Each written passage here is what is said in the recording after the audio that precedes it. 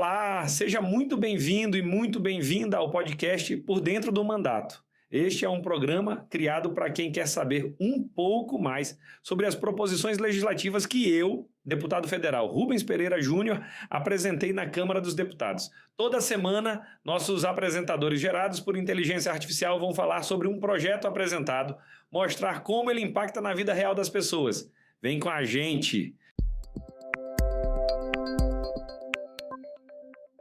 Olá para quem nos ouve e boas-vindas ao nosso mergulho profundo de hoje. É muito bom estar aqui de novo para mais uma análise. A proposta dessa nossa análise detalhada hoje é pegar um material que é bem denso. Sim, cheio de jargões técnicos e legais. Exato. E a ideia é destrinchar cada detalhe disso, extrair exatamente o que é mais importante saber para quem acompanha a gente. É um documento que, de fato, exige essa atenção. Hoje nós temos em mãos um documento legislativo brasileiro recém-apresentado. E olha, ele traz propostas estruturais bastante significativas. Propostas que podem literalmente mudar a rotina dos escritórios e repartições pelo país inteiro. Nós estamos falando do projeto de lei de 2026. Ele é de autoria do deputado federal Rubens Pereira Júnior. Isso. É um texto que visa regulamentar algo muito presente nas discussões corporativas atuais, mas com uma abordagem extremamente punitiva. O objetivo primordial desse projeto, segundo o próprio texto e a justificativa dele, é estabelecer um marco legal rigoroso. Para a prevenção e o combate à violência, certo? Isso mesmo. Prevenção e combate à violência e às práticas discriminatórias de gênero. O detalhe que mais chama a atenção numa leitura inicial é que essa regulamentação não fica restrita ao setor público. Esse é o grande ponto. Exato. O documento propõe transformar o que muitas vezes é visto só como uma política de boas intenções... Ou tipo aquela cartilha de recursos humanos. Perfeito, aquela cartilha básica. Ele transforma isso em obrigações legais auditáveis e avança de forma muito contundente sobre as empresas privadas. E é justamente aí que a nossa missão de hoje se desenha. Para quem acompanha a nossa análise, o objetivo deste mergulho é entender como esse projeto propõe criar essas barreiras práticas. Barreiras contra a violência de gênero no ambiente de trabalho. Além disso, nós vamos decifrar um termo em inglês muito específico. Um termo que o texto do projeto importa e transforma formalmente numa infração legal muito pesada aqui no Brasil. O famoso gender washing. Isso, certo. Vamos detalhar isso. Vamos lá. Para começar, a gente precisa entender as regras do jogo e o alcance dessa proposta. A quem exatamente essa lei se aplicaria se ela fosse aprovada hoje? Bom, o texto lida com essa demarcação logo no seu artigo 1º, e a abrangência é bem vasta. Começando pelo setor público, imagino. Sim. No setor público, a regra engloba todos os órgãos e entidades da administração pública federal direta. Além de autarquias e fundações. Exatamente. E também inclui imediatamente as organizações da sociedade civil que recebem dinheiro público, seja por meio de convênios ou contratos de repasse, né? Isso. E ainda deixa a porta aberta para que estados e municípios façam uma adesão formal a esse sistema, se eles assim desejarem. Certo. Apenas para garantir que estamos na mesma página técnica aqui. Quando o texto menciona essas autarquias e fundações, estamos falando de que tipo de estrutura na prática? Ótima pergunta. É importante visualizar o tamanho do impacto no próprio estado para quem nos ouve, né? Claro. Quando o projeto inclui autarquias, ele está colocando sob essa lei gigantes burocráticos e operacionais. Tipo o INSS. O INSS, o Banco Central, o IBAMA. Nossa. Até as universidades federais entram nisso. Ou seja, o peso inteiro da máquina do Estado está submetido a essas regras. Não é apenas uma diretoria para os ministérios lá em Brasília. De forma alguma. É para a operação de ponta a ponta de qualquer serviço federal. Isso já demonstra uma escala imensa. Mas o impacto mais amplo e que provavelmente vai gerar mais debate está no setor privado. Com certeza. O texto fala sobre um número específico de funcionários para que a empresa seja obrigada a cumprir a lei. Como funciona essa régua? O projeto determina que qualquer empresa privada que possua, em qualquer momento, 50 ou mais empregados, está automaticamente obrigada. Obrigada a seguir todas as diretrizes? Todas elas. E tem um adendo crucial no inciso 3 desse mesmo artigo 1º. Que trata do que a gente chama de quarteirização da responsabilidade. Exato. Pessoas jurídicas que tomem serviços. Ou seja, que contratem ou subcontratem outras empresas. Se essas outras empresas se enquadram na lei, a empresa principal também responde aos mesmos princípios. Para criar uma imagem bem clara para quem nos ouve, se a empresa tem gente suficiente para encher um ônibus de viagem padrão, Tem boa analogia. as regras desse projeto já se aplicam a ela integralmente. Simples assim. Não estamos falando só de corporações multinacionais gigantescas. Estamos falando de empresas de médio porte que operam no nosso dia a dia. Exatamente. E sobre essa questão da quarteirização, isso significa que uma empresa não pode simplesmente lavar as mãos se o problema acontecer, digamos, com a equipe terceirizada de limpeza. Ou de TI que atua dentro do prédio dela. Não pode lavar as mãos de jeito nenhum. A lógica do projeto é fechar essa brecha, então. A responsabilidade sobe a cadeia de contratação. Uma vez dentro desse escopo, seja a empresa principal ou a terceirizada, o artigo 3º entra em ação. E ele estabelece duas grandes exigências inegociáveis, não é? Sim. A primeira é a criação formal de um plano de prevenção e combate à violência de gênero. E a segunda? A formulação de uma política de integridade de gênero. Tá, mas como isso se traduz no mundo real? Porque é muito comum a gente ver empresas publicando declaração de valores bonita no site. Ou colocando um quadro na parede da recepção no Dia Internacional da Mulher. Bem isso. O que o texto exige de prático nesses planos? Como seria isso numa terça-feira à tarde no escritório de contabilidade, por exemplo? O foco do legislador, conforme a justificativa do projeto, é garantir que existam procedimentos operacionais reais. Não só intenções retóricas. Exato. O projeto exige um conteúdo mínimo que afeta a rotina de verdade. A entidade precisa realizar um mapeamento real de riscos organizacionais. No caso daquele exemplo do escritório de contabilidade, Eles teriam que avaliar ativamente se há dinâmicas de poder abusivas entre sócios e funcionárias. ou se há disparidade no tratamento no dia a dia. Isso.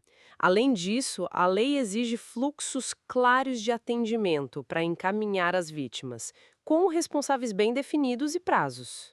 E tem a questão das medidas protetivas também. Sim, exige a previsão de medidas protetivas imediatas para preservar a integridade física, psicológica e até patrimonial da vítima. Isso tudo não pode ficar pegando poeira na gaveta, certo? De jeito nenhum. Tudo isso deve ser revisado, no máximo a cada 2 anos, ou imediatamente se houver algum incidente grave. Aqui é que a coisa fica realmente interessante. O tom muda bastante agora. Porque o projeto de lei não apenas dita um manual de boas práticas do que as empresas devem fazer, ele cria um nome específico e uma punição formal. Punição para quem fingir que está seguindo esse manual. Exato. É o artigo 2º que introduz oficialmente, no jargão legal brasileiro, o conceito de gender washing. Como o texto define essa prática para fins de punição? O documento define o gender washing de forma bem direta. É a prática de uma empresa ou órgão apresentar publicamente uma falsa conformidade com medidas de igualdade de gênero. Isso pode acontecer por meio de propagandas enganosas, Propagandas enganosas, certificações compradas relatórios anuais inflados, ou até atos formais vazios.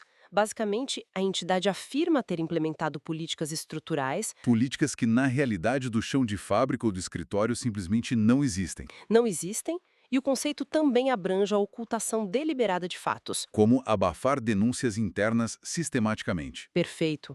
A infração se consolida quando a entidade age assim, buscando obter algum tipo de vantagem. Vantagem de reputação, vantagem na disputa de contratos? Ou qualquer outro benefício econômico. É a infração administrativa da maquiagem corporativa. Mas como a lei define o que é uma mera campanha de marketing mal executada e o que é realmente essa infração grave? O texto dá exemplos bem práticos. O artigo 8º detalha muito bem as condutas que configuram essa infração. Quais seriam essas condutas que cruzam a linha vermelha? O texto fala abertamente em divulgar relatórios de conformidade vazios de ação concreta. Menciona também a omissão ou falseamento de dados em apurações internas. Eles usam uma expressão muito descritiva no texto, não usam? Sim. Adotar medidas meramente cosméticas ou simbólicas, Com o intuito claro de criar a aparência de cumprimento das regras. enquanto as violações continuam ocorrendo ou sendo solenemente ignoradas pela diretoria. É a diferença entre pintar o logotipo da empresa com cores de apoio a uma causa E ter canais reais que funcionam quando um assédio realmente ocorre. e o que mostra que o legislador quer levar isso muito a sério é o peso da punição atrelada a esse comportamento. As sanções são fortíssimas. As sanções financeiras propostas no projeto para quem for pego praticando esse gender washing chamam muita atenção. A agressividade dos valores é notável. Estamos falando de cifras que podem quebrar uma operação comercial.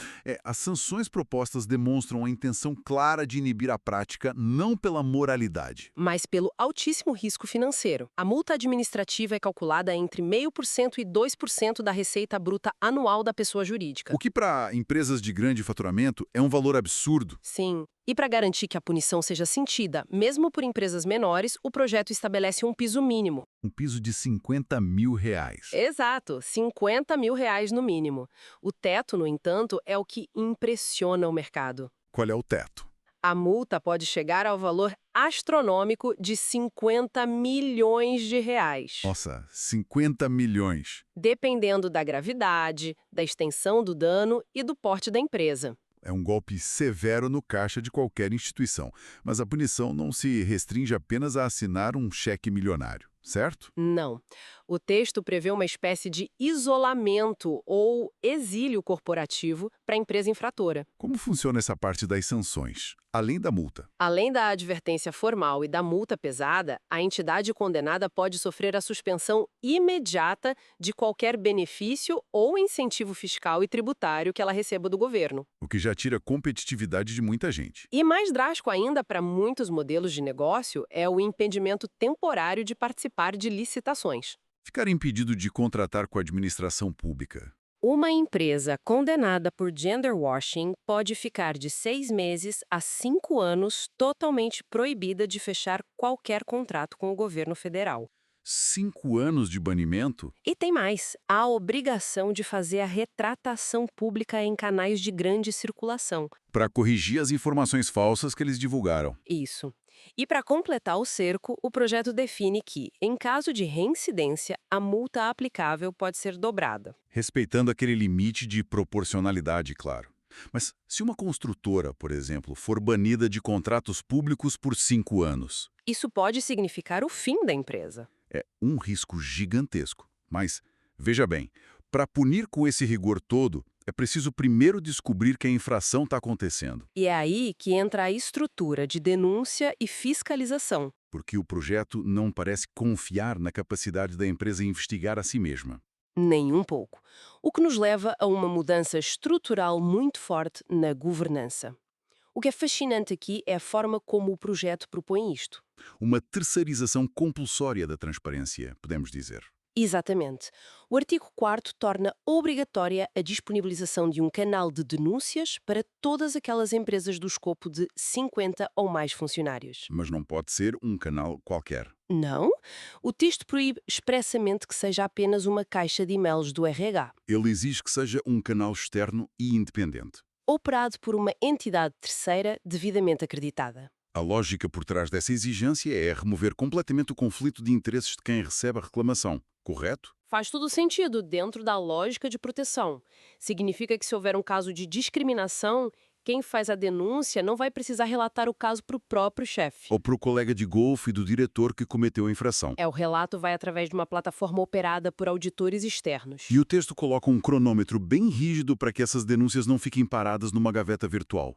Como funcionam esses prazos? A agilidade é tratada pelo projeto como uma ferramenta de proteção à vítima. Esse canal independente tem uma obrigação legal: Confirmar o recebimento certo. confirmar o recebimento da denúncia e dar uma resposta inicial no prazo máximo de 72 horas. 72 horas é muito rápido por padrão corporativo comum. E nessa primeira resposta já deve constar a comunicação de possíveis medidas protetivas imediatas. E a indicação de como vai ser o fluxo da apuração a partir dali. Exato. E a investigação também não pode se arrastar indefinidamente. Tem um limite de tempo para concluir tudo? O artigo 5º dita que a investigação interna completa precisa ser concluída em, no máximo, 90 dias. E se precisarem de mais tempo? Esse prazo só pode ser prorrogado por igual período se houver uma justificativa técnica por escrito, E essa justificativa tem que ser entregue a quem denunciou obrigatoriamente. sempre mantendo a transparência com o denunciante. E essa vigilância externa não para no canal de denúncias. Tem mais. O texto exige que toda essa engrenagem de igualdade de gênero da empresa seja auditada por fora de tempos em tempos. Os artigos 6º e 14º detalham isso. É um sistema que lembra muito aquelas certificações rigorosas de qualidade industrial, Tipo as normas ISO. mas agora aplicadas ao comportamento corporativo e humano. A comparação com certificações industriais é muito precisa para entender o mecanismo.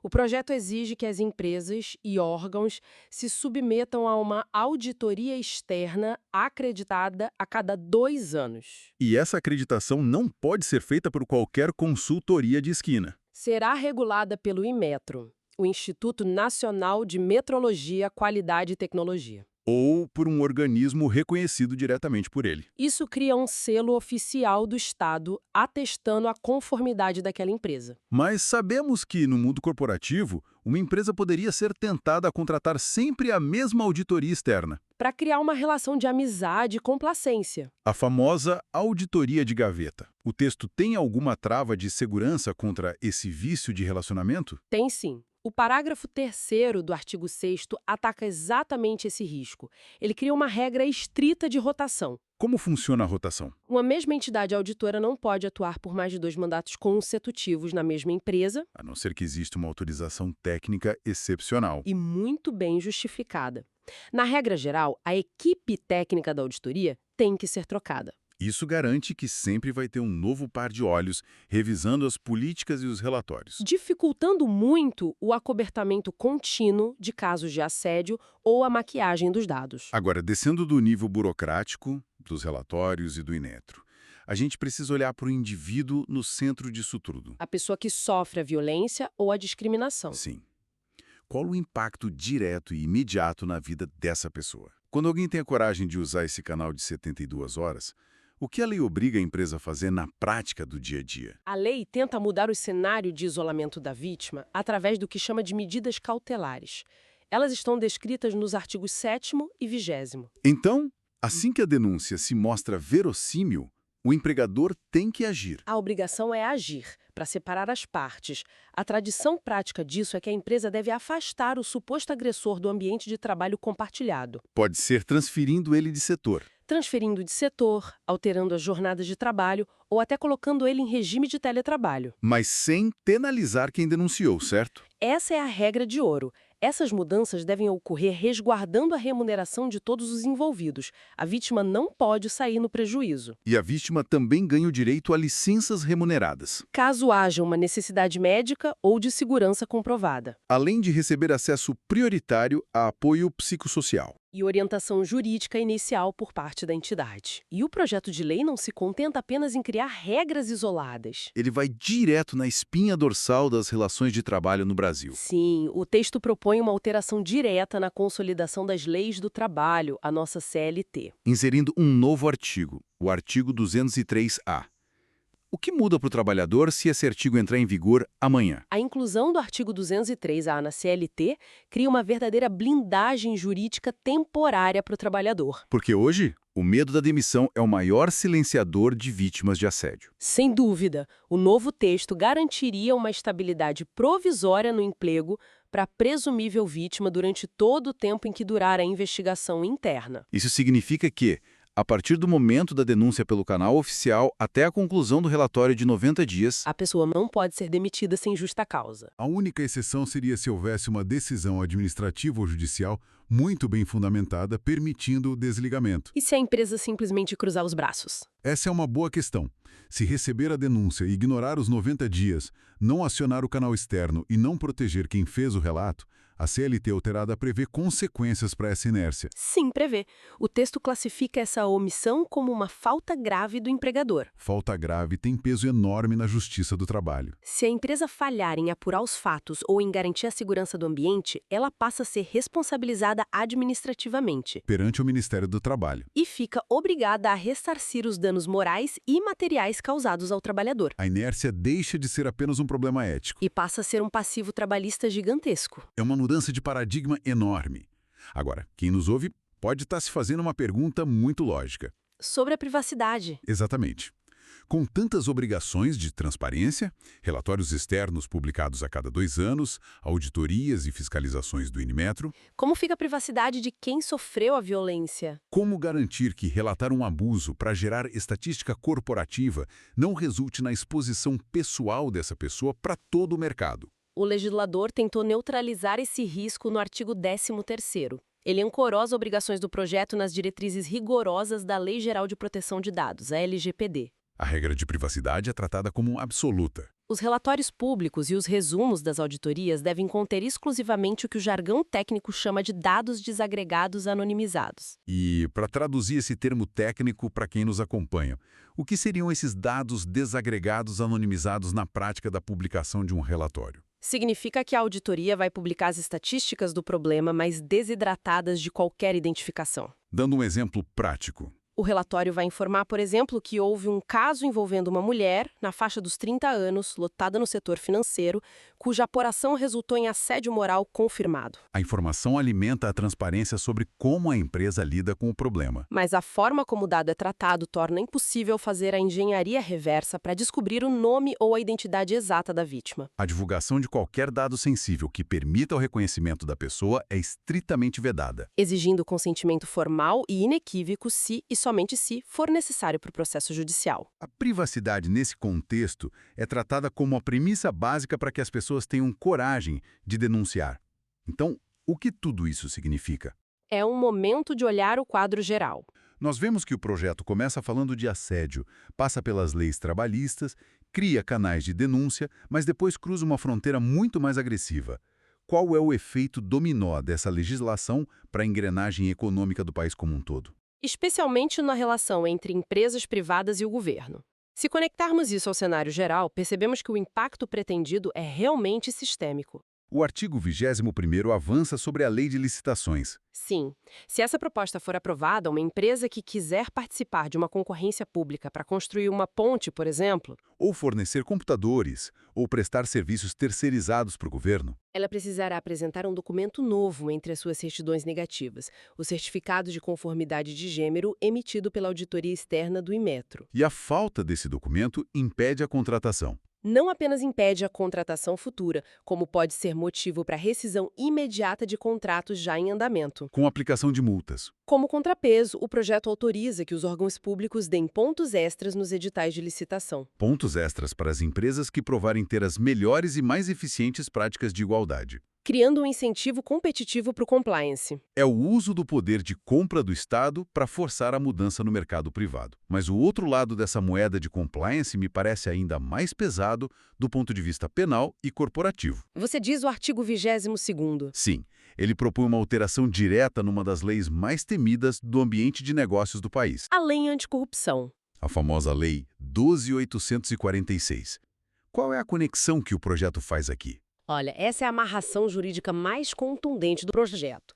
O texto adiciona uma nova linha à Lei Anticorrupção. Determinando que qualquer ato de alterar, omitir ou falsificar a documentação relativa à conformidade de gênero E as apurações de assédio também. Tudo isso passa a ser classificado legalmente no mesmo patamar de atos lesivos contra a administração pública. Na prática, a lei passa a tratar a maquiagem de dados de gênero, o gender washing, Com a mesma gravidade institucional de fraudar uma licitação ou pagar propina a um funcionário público. submeter o tema às garras da lei anticorrupção eleva imensamente a responsabilidade dos diretores e presidentes dessas empresas. Porque deixa de ser só um problema do RH e vira um problema do Conselho de Administração. Com mudanças tão severas na CLT, na lei de licitações e na lei anticorrupção, é evidente que as empresas não conseguiriam se adequar do dia para a noite. Criar canais, contratar auditorias e desenhar planos leva tempo. O relógio, para se adequar a tudo isso, segundo o projeto, tem ritmos diferentes dependendo do tamanho da operação. Como funcionam esses prazos? O artigo 12º desenha um cronograma de transição que tenta respeitar o fôlego financeiro e estrutural de cada tipo de entidade. O cronômetro começa a contar a partir do momento em que a lei for publicada. Os órgãos públicos federais terão o prazo mais curto, de apenas 6 meses, para se adaptar completamente. E para as empresas privadas gigantes? Para as mega empresas, aquelas que possuem mais de 500 empregados e estruturas de RH mais robustas, o prazo de 12 meses. E as médias empresas? As que operam na faixa entre 51 e 500 empregados ganham um respiro um pouco maior. 18 meses. 18 meses para organizar seus planos, estabelecer os canais e contratar as auditorias? E as empresas menores? Aquelas que têm menos de 50 funcionários e não se enquadram na obrigatoriedade principal da lei. Elas ficam totalmente de fora ou há alguma recomendação para elas no texto? Elas não estão sob o peso das multas milionárias e da obrigatoriedade estrita, mas o texto não as ignora. O projeto incentiva que elas adotem versões simplificadas dessas regras. Fortemente, sugerindo que o próprio governo deverá fornecer cartilhas e modelos adaptados para pequenos negócios. E também tem aquele prazo de 120 dias para o Poder Executivo, Através de seus ministérios e do Inmetro e ouvindo a sociedade civil. para desenhar os regulamentos de como essas auditorias funcionarão na prática e como as multas serão dosadas. Exato, a regulamentação fina. Bom, para consolidar tudo que a gente destrinchou e analisou aqui hoje, a essência do projeto de lei de 2026 é a transformação da natureza das políticas de gênero no Brasil. O texto tenta pegar um tema que hoje habita largamente o campo dos valores morais, dos manifestos de cultura ou das campanhas de marketing corporativo. E inseri-lo num arcabouço de compliance governamental extremamente rígido. O projeto cria obrigações documentais claras, desenha mecanismos de defesa práticos para as vítimas Através da estabilidade no emprego e dos canais externos independentes. e, acima de tudo, institui punições financeiras severas cruzadas com a lei anticorrupção. Tudo isso para inibir a falsificação da igualdade, criminalizando administrativamente o gender washing. Que levanta uma questão importante baseada nas evidências desse texto. Se este projeto de lei for efetivamente aprovado, E o sistema de auditorias independentes acreditadas provar que funciona na prática para erradicar o gender washing. será que num futuro próximo nós veremos esse mesmo rigor legal e esse modelo de certificação externa compulsória sendo aplicado para monitorar e punir outras formas de discriminação corporativa? Como a racial ou a etária. Mudando para sempre o que entendemos por compliance empresarial no país. Fica essa reflexão de como esse mecanismo poderia se expandir. Uma excelente provocação para fecharmos a nossa análise minuciosa de hoje. Fica o convite para quem acompanhou este mergulho profundo continuar explorando o documento, questionando os desdobramentos e observando como o conceito de responsabilidade corporativa e proteção ao trabalhador está sendo moldado bem diante dos nossos olhos. Agradecemos a escuta atenta de cada um na análise de hoje e até a próxima exploração das fontes. Obrigado por escutar este episódio. Compartilhe com seus amigos e familiares e também nos siga nas redes sociais pelo @Rubens Pereira Júnior, com JR no final, para ficar por dentro do nosso mandato. Até a próxima!